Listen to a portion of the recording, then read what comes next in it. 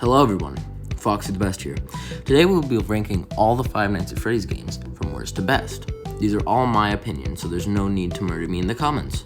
I will be excluding Five Nights at Freddy's World just because it shares none of the same core gameplay mechanics nor the aesthetics from the main game. In all honesty, some games I haven't beat, and it's just because I suck. In last place, as no surprise to anyone, is Five Nights at Freddy's 3. This game is extremely weak. It's not scary. Though the atmosphere is decent, the color palette is extremely low. It's just green. The fact that only one character can kill you could have been scary if done right. But it's just not. It was not done correctly. The jump scare from the one character that can kill you is very bad. It's just him. He moves forward very slow and only bites down if he's on the right side of you, but the other side he just moves towards you. The jump scare scream is decent, but it doesn't make up for the fact that the jump scare itself is weak. The other jump scares are fine, except for maybe Chica and I guess the puppet, since that's not really a jump scare. But other than that, yeah, that's why it's in last place. In 8th place, we have Freddy Fazbear's Pizzeria Simulator. This game is way too difficult for me, and since this is my list, I get to put what game I want where, so shut up. No, but in all seriousness, this game is very sound-oriented, just like Five Nights at Freddy's 4, which is something I dislike about FNAF games. And also, I dislike the simulator games, like the daytime setting, so that puts it down a little bit more in my eyes. As the scare factor goes, this game is scary, but really only on the sound and the atmosphere. But the jump scares are very weak. They are almost 100% still images, and just like FNAF 3, the models are very nice and the models themselves are scary, but the game is ruined because of the jump scares. In 7th place, we have Five Nights at Freddy's 4. This game is held back by the same thing the Pizza Sim has problems with, like the sound. But this is where the list becomes great games. Though the games before are good, this game is just where it gets better. Though the game suffers from the problem that Sim has, it is still very scary with great jump scares, but the downside are the lengths of the night. They feel very long because they are difficult. This game is good, but it does have certain things holding it back. In 6th place, we have Five Nights at Freddy's Sister Location. Now hear me out. This game is one of Scott's masterpieces, but god damn that 4th night. I only beat it once, and when my save data got lost, I never beat it again. I really wanted to. I wanted to get to the custom night, but I lost my save data and had to try to beat the 4th night, but I never did. That brings down the game so much because it has little to no replayability if you're not good enough to beat the 4th night again. My first time I beat it was luck, but the rest of this game is very good. It's so atmospheric, so scary. The character designs are absolutely horrifying. They're the stuff of nightmares when their masks open. But the 4th night brings it down so much in my eyes, dude. It completely ruins any replayability. You beat it once and you're done. You get to the custom night and you're done.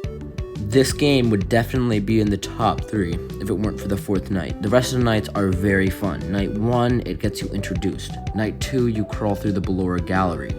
Night 3, you do the parts in service. And then Night 4 is awful.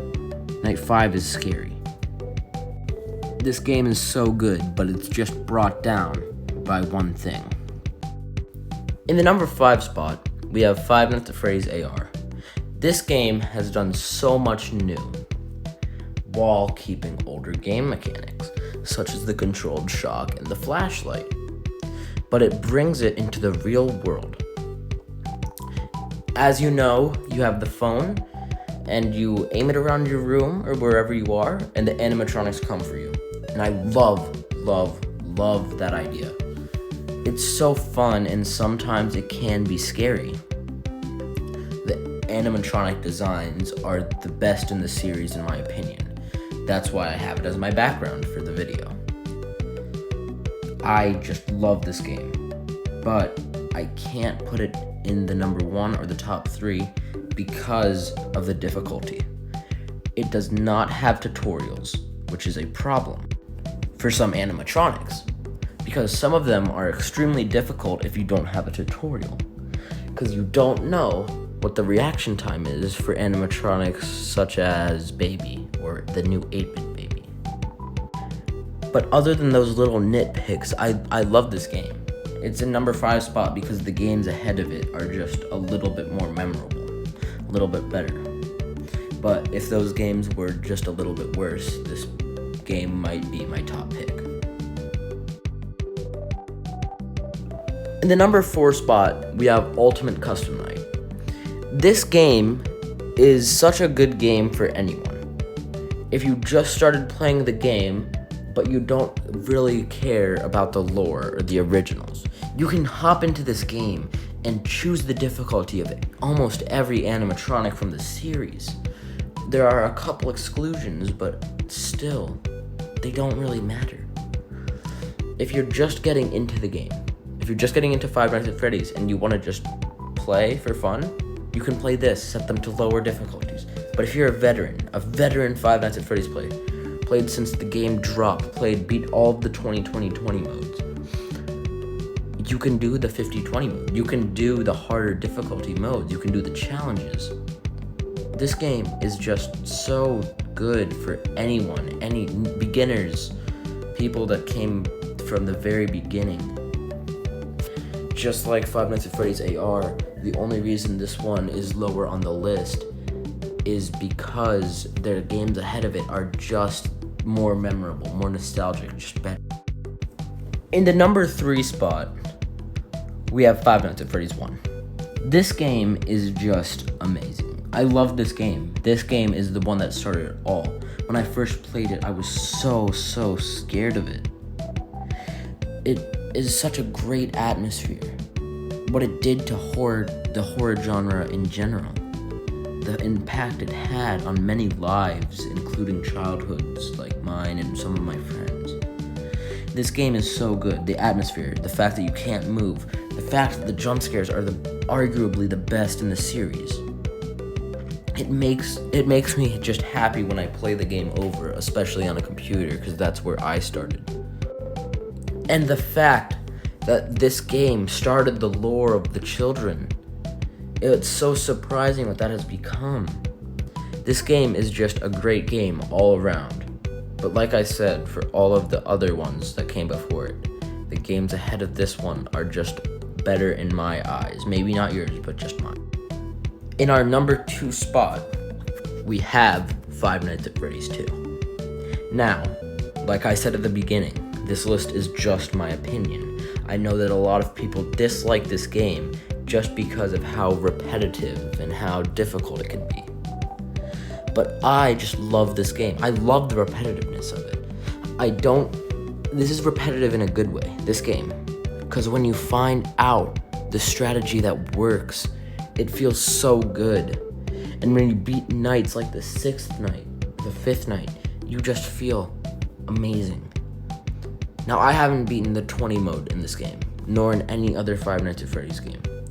But I can tell, when I watch people play it and beat it, I can tell the joy, and I can feel the joy already. I know what it will feel like when I finally do, which I will do on stream, don't worry. But this game all around is so good, and if you've been paying attention to my list, you'll know that the only reason that this one isn't in number 1 place is because the one in number 1 place is just arguably the best horror or FNAF game of the decade. That's why. In number 1 place, most likely not a surprise at all, is Five Nights at Freddy's VR. This game is so prevalent on my channel because of how amazing it is. Five Nights at Freddy's VR or the Help Wanted non-VR edition, they all are so good. The graphics, they're amazing. The models, they're very good. A little bit worse than FNAF AR, but they're still amazing.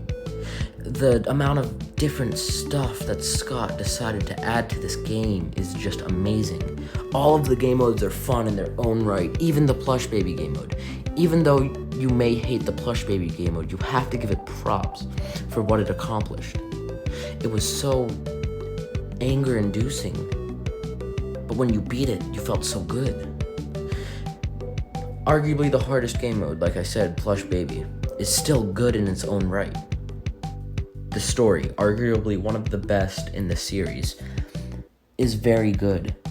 The fact that William Afton is still alive after his other form pretty much has been sent to hell. The fact that there's a new way that you can swap minds in this universe, it's all just so interesting. And even if another game did not come after this one and still left cliffhangers, I believe that it would be a great cap to this series. But we'll see where Security Breach takes us and see if I update my list. Alright, that's the end of my video. I hope you enjoy it, and if you did, please leave a like and subscribe. Tell me, what do you think is gonna happen with the new Security Breach? Where do you think you would place it?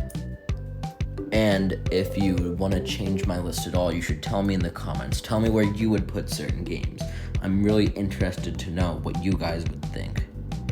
Alright, see you in the next one. Bye-bye.